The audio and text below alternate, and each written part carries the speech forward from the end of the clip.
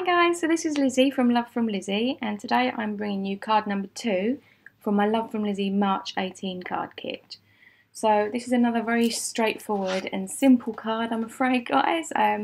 My wrist is getting better by the day, thankfully, so I am able to do more with it, but I'm just going to give you a quick run through of what I'm doing. I did actually upload this video a day or two ago, but for some reason my voiceover didn't take, so I've taken it down and I'm putting it back up for you. Here you've just seen me make a standard A2 top fold card using some of the brown cardstock that came in the kit, and I'm just selecting some of the stamps from the stamp set that comes in this kit. Laura put this one together for us of Crafty Not Shifty, and it is wonderful, so I'm trying to make the most out of it because quite often I'm so focused on trying to use all of the embellishments that the stamp sets tend to get a little bit neglected.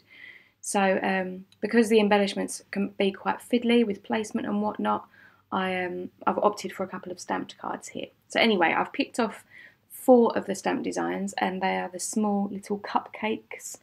And all I'm doing is I've covered my card front in anti-static EK Success powder tool, and I'm using my Versamark ink, and I've just got 2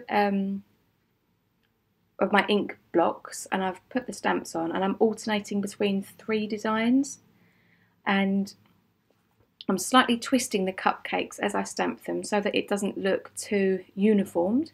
And then once I've covered it all off, I'm now just covering it in some gold embossing powder. Now you may well see towards the top left there I made a mistake, and I put 2 cupcakes a bit close together, which made deciding where my sentiment was going to go very easy. So I've also heated it from the back there just to try to avoid as much warping as is possible. And now I'm moving across and onto my banner. Now this card that you're seeing me work on here is the gold specialty cardstock that came in the kit. It is 5.5 by 4.25. And I've just laid my stamp on the front there and marked a little pencil line, just so that I can see how wide I want it. So I want it a little bit broader than my stamp. And then I'm just bringing my Misty in here because I'm going to want to double stamp this. Because it's a sentiment, I want a really good coverage, and I'm heat embossing it, so it needs to be really nice and bold.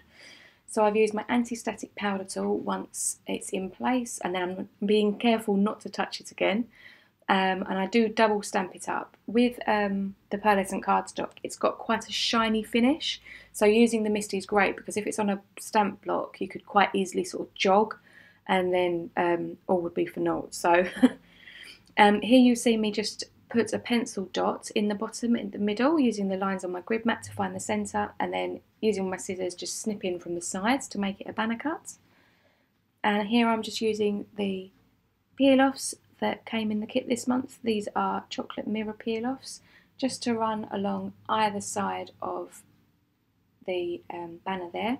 As you can see, it wasn't quite long enough to do both sides from one piece, so I saved that other piece, and little bits of peel-offs are always useful, so you never need to waste anything.